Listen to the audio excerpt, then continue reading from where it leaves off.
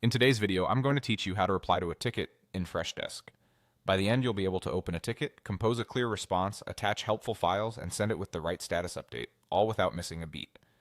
First, open the ticket you want to answer. From your Freshdesk workspace, go to the Tickets tab. You'll see your queue of requests. Click the ticket you intend to respond to. A quick look at the subject line and requester details helps make sure you've got the right conversation. The ticket view shows the full thread, so you can scan the history to understand what's already been said before you reply. When you're ready to respond, click Reply. You can use the reply button at the top of the conversation, or simply click into the message box at the bottom of the thread. Both options take you to the same composer, so choose whichever is more convenient on your screen.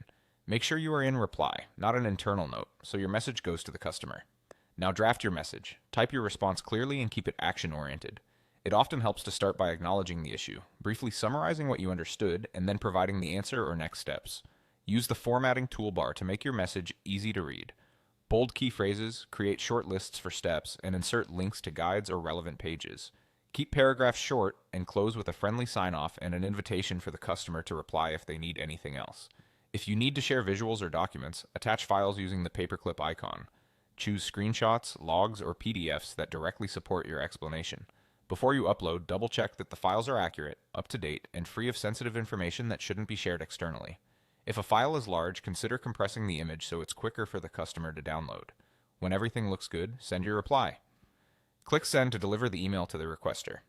If the issue is fully resolved and no more action is needed, you can use the drop-down next to Send to choose Send and Set as resolved. Only use this option when you're confident the question has been answered because it will close the ticket. That's it. Open the ticket, hit Reply, craft a clear message, add any helpful attachments, and send it with the right status.